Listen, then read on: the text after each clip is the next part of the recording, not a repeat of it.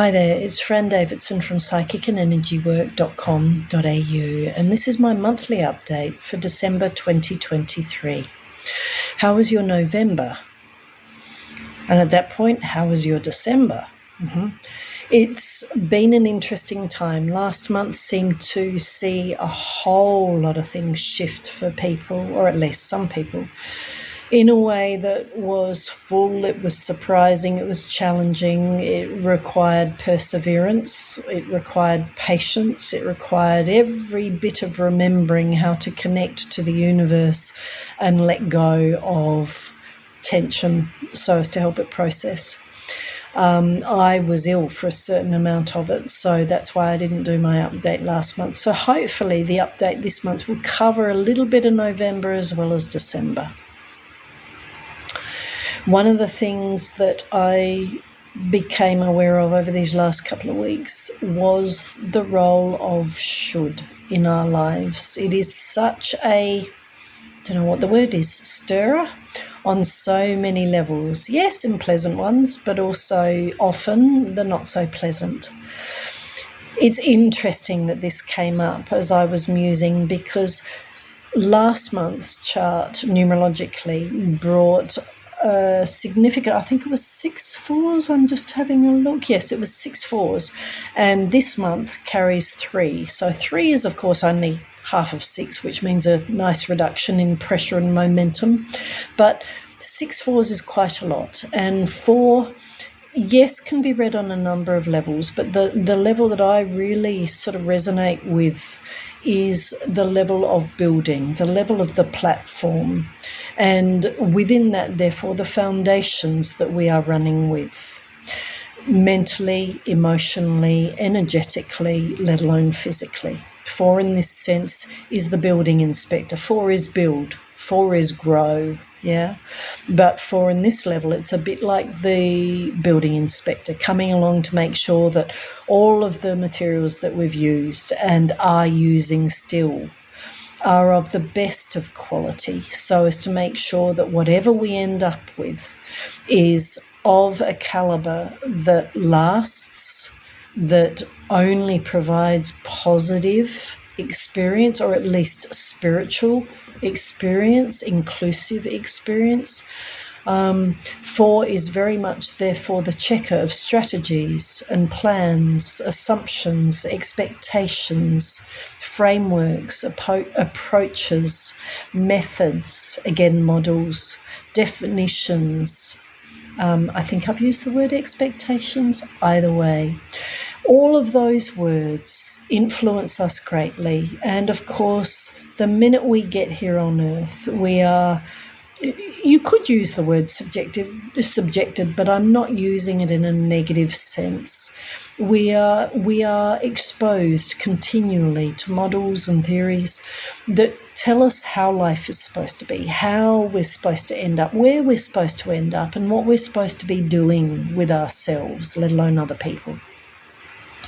4, therefore, is a time that helps us review those soundtracks within us, which, you're right, we might be able to spot the obvious ones, the loud ones, but models and assumptions, theories and expectations, they operate at very, very subtle levels, not just the obvious ones. And so whilst a person may be able to process and attend to those things that can get in their way on a regular basis, on a spiritual level, that doesn't necessarily mean that they are clearing or aware of all of the models that are operating on all the levels that they are. Because, of course, on one level you could say we have models for everything. We have rules and codes for everything. It be that a job description, formal or informal, parent, brother, sister, friend, let alone leader, politician, agent, whatever. But then, of course, we have assumptions about how today is going to flow. And that is all based on how it flowed yesterday or the day before, let alone any model that we might be embracing that sort of gives us a clue or an expectation about, what's supposed to happen next. So models are everywhere, whether you're talking about how you use your knife and fork, how you get up in the morning, how you eat breakfast, how you do stuff that's much, much bigger in importance than that. But out of these models come the word should. And this really, I want to say, is the focus of today. It's the bugbear in a sense. Should is, of course, it's an invaluable word when we are applying it to a code or a guideline that helps us deliver best quality or rightful outcome, or at least outcome that feels good, feels right, feels inclusive, everybody's okay. So should is a really important word, but of course, like everything else in life, there are two faces to it. There are two sides to it. And the other side is the side that encourages us to expect life to be a particular way, not because we mean to do that, but because we unknowingly do that, especially when life starts moving or evolving, shifting in ways that we didn't expect. And this is why what I'm talking about comes back to November and this month, 2023. Because last month again saw a whole lot shifting for all sorts of people on all sorts of levels that really did challenge them and their sense of everything is okay, everything is all in order, I'll be all right, life is, I can trust. Should, in those moments, it can get very loud, not necessarily because we're aware that we are shoulding, but because in those moments, especially when we're talking sudden unexpected shifts in a way that they're not matching the view that we thought, or they're not matching our expectations of how we thought life would play out. In those moments, we can really fight with life. We can really struggle with the fact that, hang on a minute, but that didn't happen yesterday. I can't quite fathom why things are going pear-shaped right now. Even though, of course, on a spiritual level, there's no such thing as pear-shaped. But you see, the egoic self in all of us, in these moments, it lives frame by frame. And the minute something pear-shaped comes in, it can very easily jump to the conclusion that pear-shaped is now the agenda for the rest of time, or at least the pear-shape that we are dealing with is going to cause more problems or far bigger problems than perhaps it will if we just keep out of its way. Should is the bugbear. Should, you can say, sets us up for disappointment, for frustration, for impatience, for intolerance, for anger, for resentment, for doubt, whether that be about ourselves, towards ourselves, whether it be about others, whether it be about life in general. And so should is really important to catch hold of in those moments where self starts to feel tense, let down, overwhelmed, bombarded by life on any level.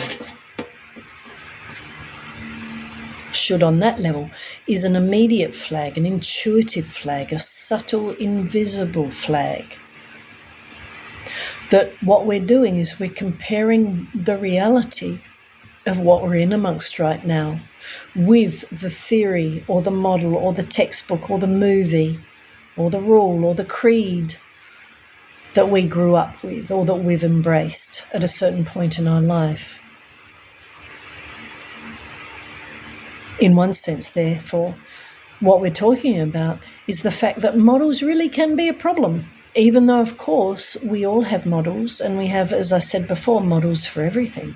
So it's not that you can never get rid of the model, just as you can never get rid of egoic self.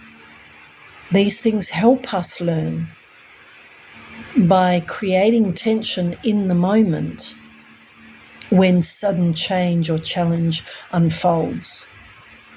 And yet the dare within that is to use breath. It's to always remember to use breath, to buy yourself space, to observe, to sense, to become informed by what's happening, rather than just go into rejection of what's happening and comparison with the model that only ends us up in resentment or comparison that really is wasted energy. So in this sense, should, models, expectations, not because they're wrong in themselves. There's nothing wrong with anything in itself. It's how we position with it. And therefore, here is highlighted again the importance of looking after your spiritual connection, your spiritual and energetic health. Whenever you are in a state that doesn't feel right, whether it's because it's negative, whether it's because it's bombarding, whether it's because it's pushing and pulling, it just doesn't feel right. In other words, it doesn't feel like peace. It doesn't feel like all is in order. I understand. Whenever you're in a moment that is not that, you've already got enough of a flag, assuming you have the space to realize that or remember it. You already have a flag that's saying to you, you know what? You just need to breathe. You just need to release right now. Not because you're releasing to ignore or to pretend everything's rosy, but you're releasing. In other words, you're releasing your grip, or your focus on what is not right, so as to create room to become informed by that, so as to then, of course, allow the space for what is right to drop in, whether that be a shift in a physical sense, whether that be a piece of intuitive information that comes to you, or whether that's just, you know what, I was winding myself up and now that I've breathed, I feel a lot calmer and I'm ready to just get on and flow.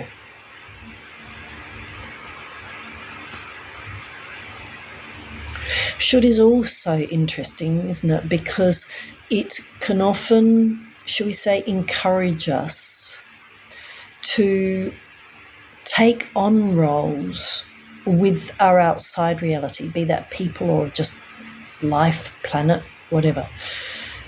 But should, through the models that we embrace, unknowingly, subtly, let alone loudly, but through this, should can often see us positioning ourselves in a way that we are too responsible for what is around us.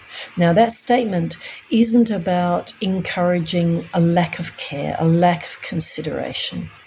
But at the end of the day, you are only responsible to or for yourself. And what I mean by that, that's not a platform that says, you know what, therefore, should we say, stuff everybody else.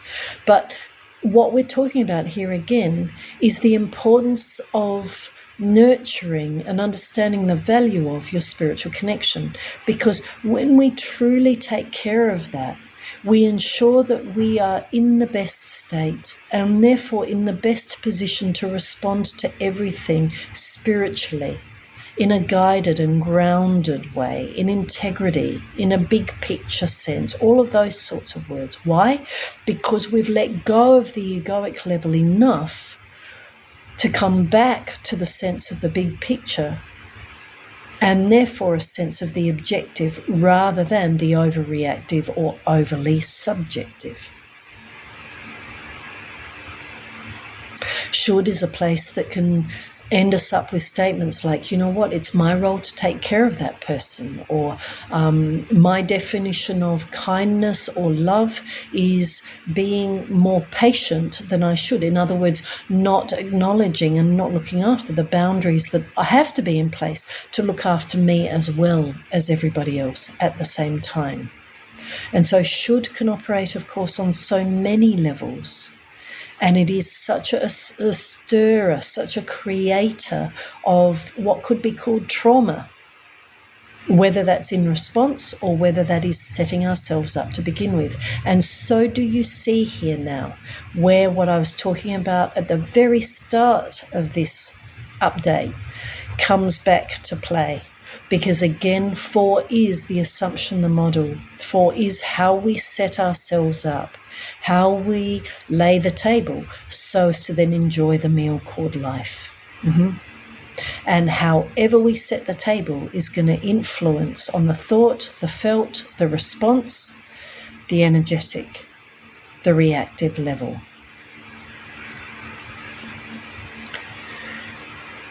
So November came to highlight these things. December continues to do so. The joy of December, though, is that it carries more 3s than 4s. And 3 is the number of intuiting. It's the number of, therefore, receiving intuitive downloads, even if you're not looking for them. 3 is the universe going, boo, I'm real, let me help you. Yeah, let me show you how to work through this, whether that be visual, whether that be felt, whether that be receiving words and messages. 3 is also the place where we realize the light bulb moment. Aha, now I'm getting what's going on. Now I understand what I need to be doing this. And also too, 4 is awareness. So 4 is understanding. So 3 and 4 working together this month suggests that people are really going to make headway on those mysteries, on those riddles that have sort of been taunting them for the last few weeks. But within that too, therefore, there is again the call to look after your spiritual connection, especially in the last month of 2023, which has been a 7 year. And 7 is choose. Choose to either sit in or stay in the mental realm in a way that you just churn. You with me? You can't get things out of your head. Your mind won't come to busyness. Yeah? 7 is that choice between the head realm and the spiritual realm. In other words, egoic selves, or not even egoic selves, your decision to, you know what, I'm just going to come back to peace and quiet for a moment. I'm just going to zero out for a moment to see what else can come for what I'm having to work through, deal with, or even go create tomorrow. So 7 is meditate. 7 is get connected to the biggest level, to the highest level, the CEO of creation, whatever your words for that is, because it is at that level. Yeah, and it's our frame of reference. In other words, it's what we choose to receive from, knowingly and not, that determines the level of intuition that comes through to us, and therefore the level of guidance. And so at this point of the year, especially this month, okay, so let me just double back. January and February always go back to what was being played in November and December. They don't necessarily do that in exact sense, but in that level, November and December are often a stage where we sort of get the hang of things and we sort of start addressing things. And then January comes and it catapults us back numerologically and therefore spiritually to the learning curve and the discovering that we're needing to do to actually kick into the gear for the year ahead. And that's really interesting because often it's the end of January, if not the start of February, where the lunar year, also the Asian lunar year, also kicks in. And that is often the start, the real start, energetically and acting-wise, creating-wise, manifesting-wise. That's often the point that the new year actually starts. And so why do I point out this? Because in December, we are getting ready to close off, but also to really understand and get ready for our new chapter. And yes, all right, we can always say that, but I'm talking numerologically as well, because this December, on the birth number level, it adds down to 1, which is start again, reboot, self-knowledge, self-discovery, come to know yourself in the sphere called your life, all over again to new levels in a way that more confidence, more resilience, more clarity, more I'm ready to get going. So in a sense, we're doing a dress rehearsal for January and February, not because we have to be dismissive of that value that we manifest or realize now, but because this month is helping us all get into gear in a way that then January and February will help us replay or revisit. So then really come February, March, we're really starting to get into the groove of the 2024 period. So use these next few weeks, obviously, to enjoy yourselves, to celebrate the festive seasons, to just celebrate the fact that you made it through 2023 in the way that you did, because it's been a doozy.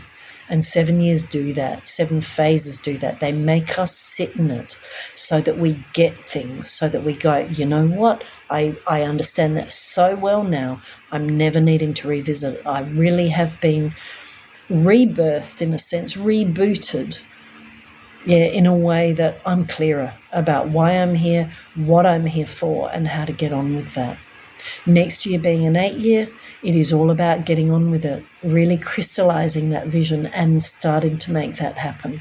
So this month, December, with the shoulds, with the models, use those 4s, use the November momentum that is still churning through, use it to really get clear, not only of anything that doesn't feel right bodily, physically, let alone energetically. Release all of that, and therefore within that, process it. Release all atoms so as to give them room to sort themselves out. Because the more we do that often, the more the big picture does drop back in again, in a way that we come to peace, our bodies come to peace, and flow starts to manifest more holistically again. So all the very best to you. Thank you for tuning in to my update for December. Have a wonderful year end, have a wonderful year start, and I look forward to speaking with you again halfway through next month. All the very best. Travel well.